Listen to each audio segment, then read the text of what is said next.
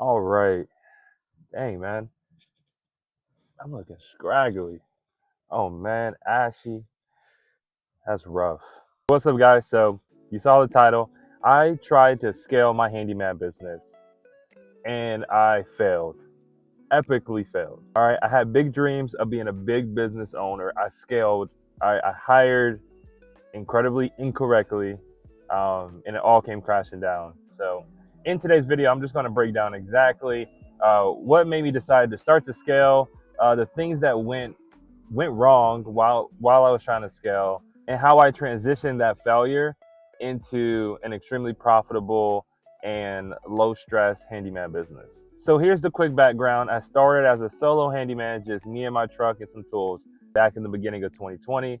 Apparently, when the pandemic hit, everyone else was running for their lives and grabbing toilet paper, and I decided to start a business where I'm going inside of people's homes to make money. So I don't know why I did that, but I did. For a while in the beginning, it was tough, right? I was struggling. I had no business. Well, actually, I graduated with a degree in business, but that doesn't translate to the real world. So I had no real world business understanding, knowledge, anything like that. I just jumped into it, me, YouTube, truck and tools, and the first, I would say, so the first 2 years was a little bit of a struggle for me because I was making enough money to where like we were living comfortably, my wife and I, but it was very, very minimal, right? We just had enough money to do the things we needed and wanted to do. Nothing extra, like literally $0 after that. But then around 2022-ish is where I started to find my stride. I got a couple of clients that were giving me a lot of repeat work. And then from there, I really built a reputation, built my Google page up, and was really just getting a lot of property maintenance work, because a lot of national, local companies, they typically just find guys on Google, and that's where I was. That's where I showed up the best. So I was starting to get a lot of those kind of jobs, and work was coming in really consistently. And I was even to the point where I was taking on bigger projects and even subbing out. It depends on where you live, all right? I live in South Carolina, so I can take projects up to $5,000. So I was taking on a little bit bigger projects and subbing out like painting and stuff like that, and making a little bit of bread on top of the money I was making. So it was kind of gravy there from 2023 to the beginning of 2024.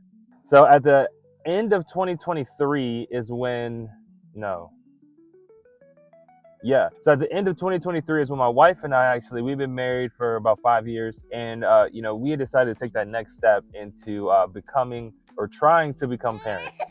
So we made that decision, and with that decision, we had decided that my wife was going to stay home. I guess essentially, when we made that decision for her to stay home, is where I made the decision that, okay, I need to like piss or get off the pot here, and I decided to piss. I doubled down, definitely prematurely, but I was like, you know what? My wife's brother, my brother-in-law, and then he had a friend that they were in shop class in high school. So I said, when you guys graduate, and they graduated the summer of 24, I was like, when you guys graduate, move from Ohio to South Carolina, and I will get you guys work. And I was like, I'll train you up. I know everything about, home repairs. I'm about to scale this thing up. Like, I'm about to be handyman business owner, and you guys are about to be my employees, and we're about to scale. We're about to make a ton of money. So I thought, okay. So I thought, and kind of what made me think that I could do this was like, I was getting so much work in from just Google, like no marketing at all. Like, I had never marketed like one little bit. I was getting enough work from Google, like that was filling up my schedule for a week and a half or so, picking and choosing what work I wanted to take on. And it was filling up my schedule. So that's kind of also why I had the confidence to take on employees. So that's what kind of gave me the idea to like, okay, let me take what I'm doing and like times it by 3. Okay, let me just bring on 2 employees and train them up, and then send them off into the world like little ducks that are ready to fly on their own. And I was like, I can do that in like 3 months. I can train them up, they'll be good to go in like 3 months, and they'll be just like, doing their thing, taking the jobs, and I'll just be making tons of cash. So definitely pre-business owner Jeremiah, this sounded like an amazing, great, no-brainer idea. So this was the beginning of 2024. So it's 2025 now. So this was last year, the beginning of last year. Okay, so now I'm gonna just talk about just really briefly, right? It wasn't complicated. Like it's not rocket science why it ended up failing, right? So I brought in the guys in March of 2024, and I trained them up. I took off 2 weeks of work to like completely train them up at my house. We literally like replaced everything at my house, and I trained them up. I was like, listen, you're gonna learn by just doing it. You're gonna do it on my house. So we did it. We trained them up. We get them out in the field. Okay. The reasons why it failed. Okay, it failed. Okay, number one was I did not understand cash flow. Okay, I didn't know my numbers. I didn't understand that I need money coming in faster than money is going out, which, on the surface sounds like common sense. But when you go from a solo operator, when your overhead and your expenses are so low, and then you transition to a full a W2 environment where you have to pay somebody regardless. Okay, so overhead and cash flow is number one. Like I just did not anticipate that at all. And I just didn't know. I didn't know. And that's like the number one thing that killed me. Okay, the number two thing that killed me was like scheduling 2 employees. You got to think, right? I'm thinking going into like, okay, I'm gonna train these guys up, and I'm thinking, okay, they're smart, right? They're smart, and they'll just kind of figure it out. Okay, and when you have an employee, it's almost like all common sense goes out the window for them. 9 out of 10 employees, they just want to show up, do what they're told, and go home. And I've never been that way. I've always been, I guess, entrepreneurial, right? I've always like found my own lane and things. But one thing you have to understand is that like people, when they have a job, when they're collecting a paycheck, they just want to show up, do the work, go home, and then do whatever they want to do and not think about work. So to me, I thought, okay, they'll show up and they'll problem solve. They'll try to make the best decisions without having to just have to consult me every 2 seconds. And I was very, very wrong in that thinking.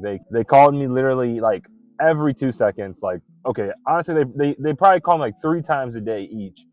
And whenever I pick up the phone, it would always be a very simple problem that would not take that long for me to solve and for them to have solved if they had thought about it for 2 seconds. As employees, you just want to be told what to do. So I understand that now. I did not then. So that also really frustrated me. And also that didn't allow me really to be in the field as well. So with bringing on 2 employees, which is instant overhead, right? There's insurances, things. I did everything by the book, insurance, all that. I didn't have time to be out in the field. Not only because they asked me questions, but with running a business, there's client relationship stuff. There's, project management stuff. There's admin stuff. There's meetings. There's phone calls. There's all these things that you have to do to keep your business running. And when you have employees, they're looking at you to stay busy. So you're also just doing all this to keep them busy. And I didn't have time to work. So essentially, I became my biggest headache because I had to pay myself. And I needed these guys to perform enough work to pay their salaries and mine, which was tough, which is tough. I didn't have time to really generate revenue for myself. So that also killed me as far as cash flow. And I ended up relying a lot on credit, on receiving credit lines, credit cards. Everything was done on credit after a certain point because we just had not enough money coming in. And then there's quality control, right? Because being employees, they're not going to show up A+ every day. And also at the same time, being so young, like they were 19 years old, like these are their first jobs. Looking back, I understand all this now, and I've grown and matured so much since last year, really, a year and a half ago, last year.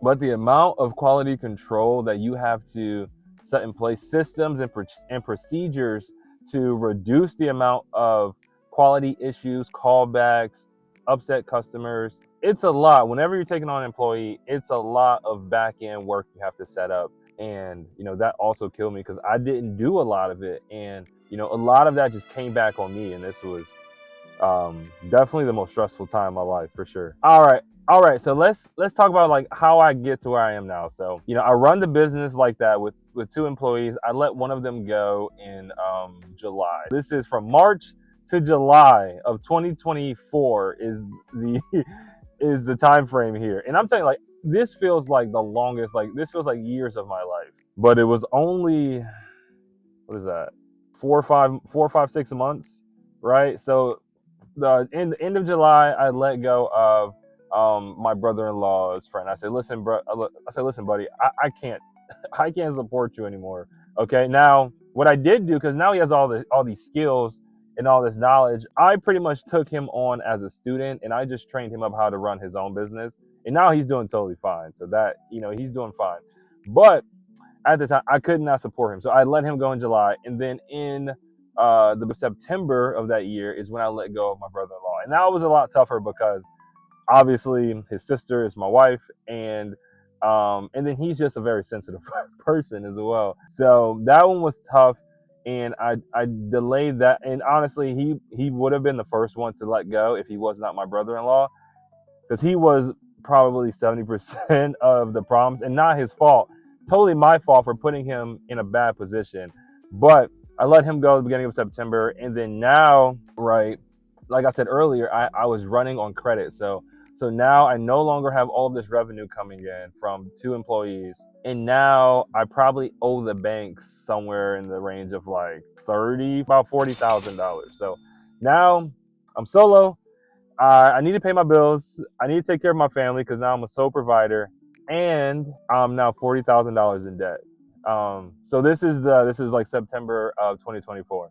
So where I transitioned, and this is a lot what my channel is about now, but where I transitioned, right, is I started figuring out how to dial in a handyman business and make this business the most efficient for a solo operator. Now, I believe a handyman business only really truly works like that, is like stress-free, a real lifestyle business, when it's a solo operator, possibly an admin.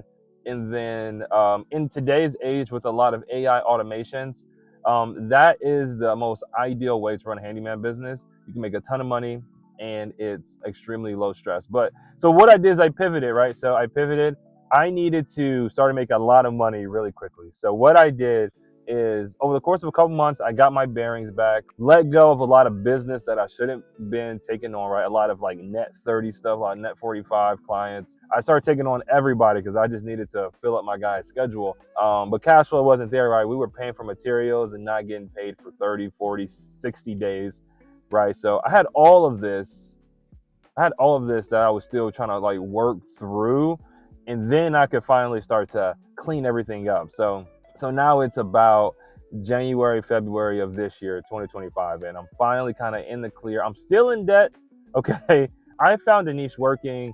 I live in Charleston, so I found a niche working with high-end realtors in my area. So I've been doing some of that work, but what stopped me from really getting in there and like positioning myself as a go-to person is I needed a contractor's license to write certain clearance letters. So I got creative. I partnered with a past client of mine, but now a friend, who is a licensed contractor in South Carolina. And what I do now is I pay him a fee every time I need to write a clearance letter for repairs that I do, as far as like closing repairs. So when you close, there's inspection reports, and repairs are typically negotiated. A lot of times they're just negotiated as a decrease in the price.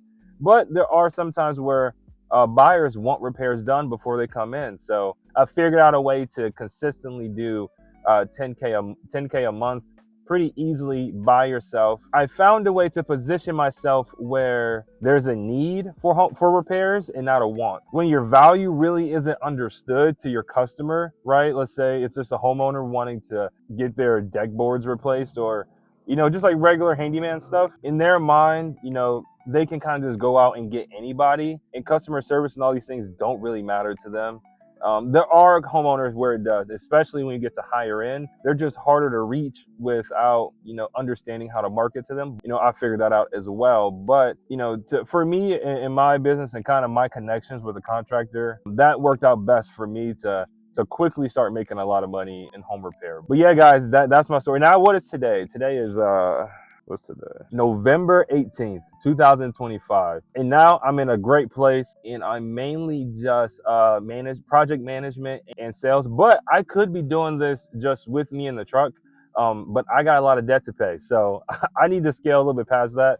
And it's still stressful, but I need to make more money. But if it's just you're in a better position than I am, and you just want to make 6 to 10K a month, starting a handyman business is a good idea. It's just make sure you do it wisely. Make sure you follow this channel because I'm going to be posting everything that I've learned, experience being a full-time handyman to help you start, grow, and scale your handyman business. But that's all I got for this video, guys. I appreciate you sticking with me throughout to the very end. You're a real one. Check out my free resources down below if you just need help getting started or figuring out pricing for your handyman business. I got all that down below. But yeah, until next time, peace.